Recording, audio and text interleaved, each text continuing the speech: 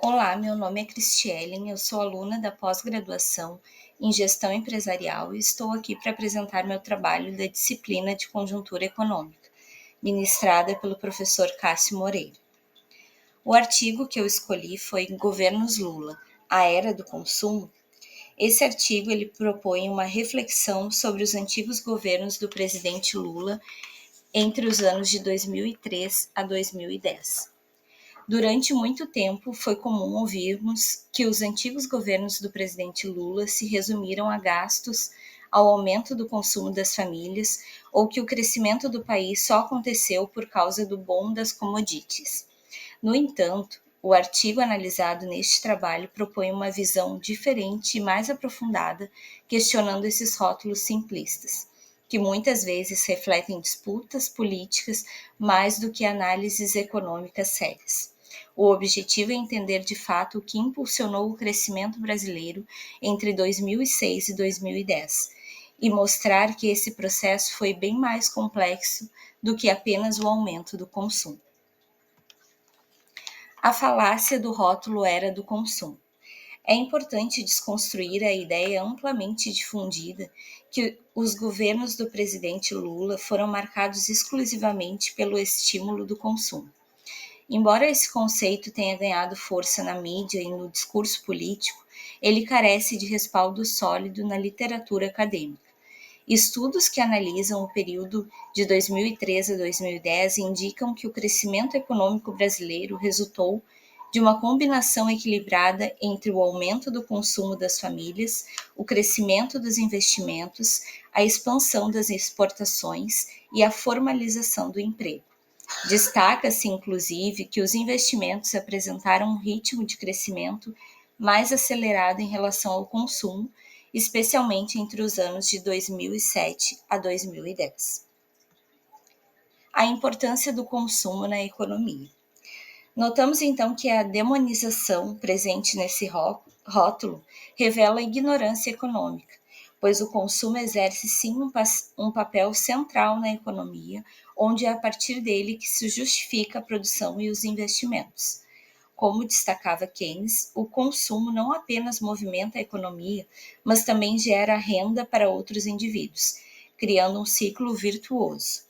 Desvalorizar o consumo, então, é um erro, pois ele influencia diretamente as decisões de produção e investimento e está interligado a outras variáveis macroeconômicas. Ou seja, o consumo é fundamental para manter o dinamismo econômico e sustentar o crescimento. Falando um pouquinho sobre o ciclo virtuoso iniciado pelo consumo popular. Em suma, esse rótulo, então, da era do consumo é inadequado e impreciso. Ou seja, o período foi, na verdade, marcado por um modelo de crescimento virtuoso, em que consumo e investimento se retroalimentaram, promovendo desenvolvimento econômico e inclusão social, elementos que o rótulo simplificador ignora. Assim, ao contrário da crítica comum à ênfase ao consumo, essa estratégia foi eficaz para reduzir o desemprego, dinamizar a economia e estimular investimentos futuros, validando uma lógica coerente com a estrutura teórica keynesiana.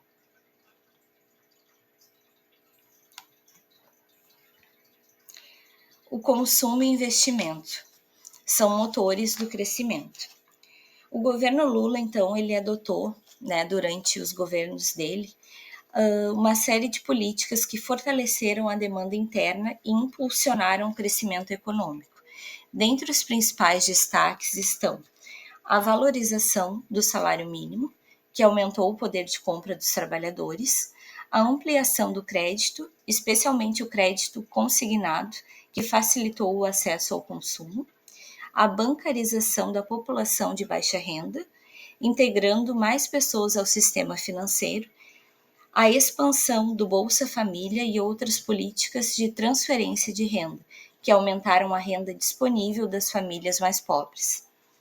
Então, com a confiança na sustentação da demanda, as empresas passaram a investir mais, o que gerou um ciclo virtuoso: mais consumo, mais produção, mais empregos e mais investimentos.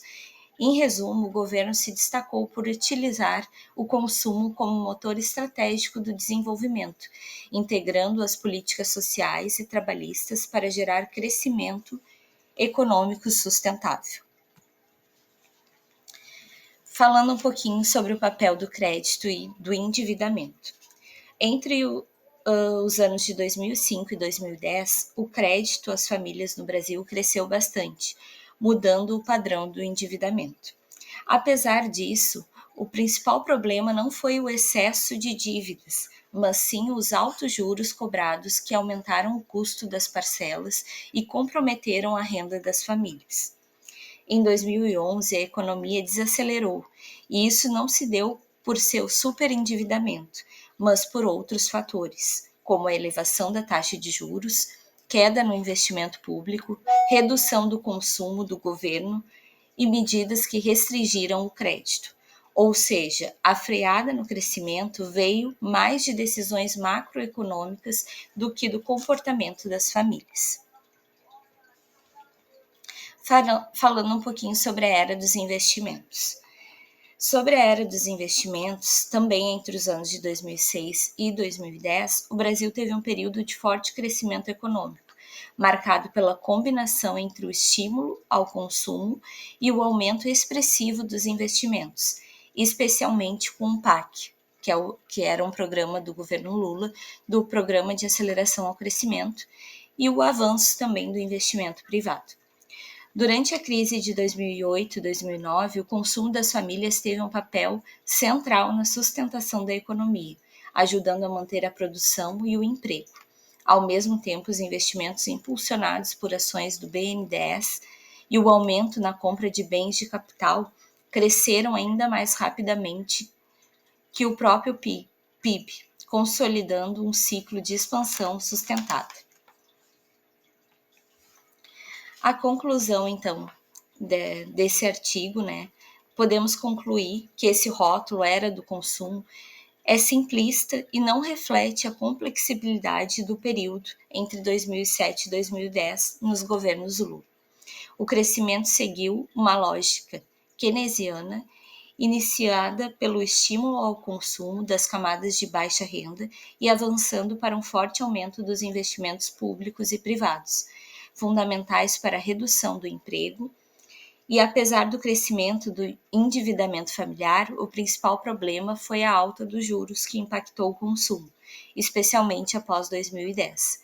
Por isso, a era dos investimentos é uma definição mais adequada, pois destaca o papel central dos investimentos no desenvolvimento econômico desse ciclo. Por fim, eu deixo a referência bibliográfica do artigo, caso queiram se aprofundar no tema. Desde já eu agradeço, muito obrigada.